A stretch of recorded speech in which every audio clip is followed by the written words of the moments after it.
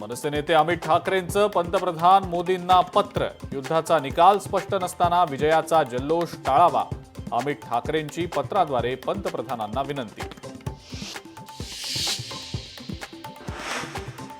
काँग्रेस खासदारावर आसामच्या मुख्यमंत्र्यांचा गंभीर आरोप। गौरव गोगोई ट्रेनिंगसाठी पाकिस्तानला गेले, हिमंता बिस्व सर्मांचे आरोप। तर दुसरीकडे सर्मांचं मानसिक संतुलन बिघडल्याची गौरव गोगोई यांची टीका।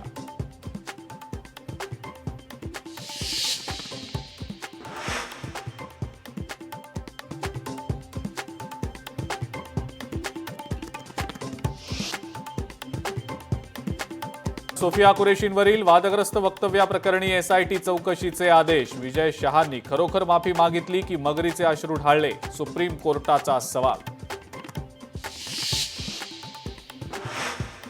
हरियाणातील ट्रॅव्हल ब्लॉगर ज्योती मल्होत्रावर सोशल कारवाई। लाखभर फॉलोअर्स असलेलं इंस्टाग्राम अकाउंट बंद, पाकिस्तानसाठी हेरगिरी केल्याचा आरोप असल्यानं कारवाई।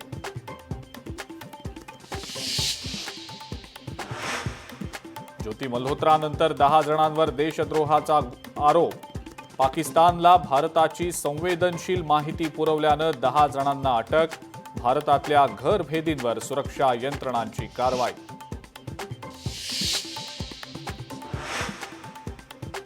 भारतीय क्रिकेट टीमनं आशिया कपमधनं माघार घेतल्याची सूत्रांची माहिती। बीसीसीआयनं पाकिस्तानी क्रिकेट बोर्डाशी सर्व संबंध तोडले, पाकिस्तान विरोधात बीसीसीआयची कठोर भूमिका कायम। रायगडमध्ये शिवसेना राष्ट्रवादीतले वाद टोकाला। भरत गोगावलेंचं सुनील तटकरेंना ओपन चॅलेंज। निवडणुकीतील आकडेवारीबाबत खरं खोटं करायचं असेल तर मंदिरात या, गोगावलेंचं आव्हान। संतोष देशमुख हत्या प्रकरणावरील आजची सुनावणी संपली। पुढील सुनावणी 3 जूनला। संतोष देशमुखांना न्याय कधी मिळणार?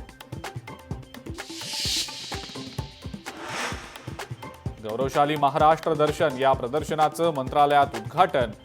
उद्घाटनादरम्यान एका कार्यकर्त्याचा गोंधळ। एक मराठा लाख मराठाच्या घोषणा।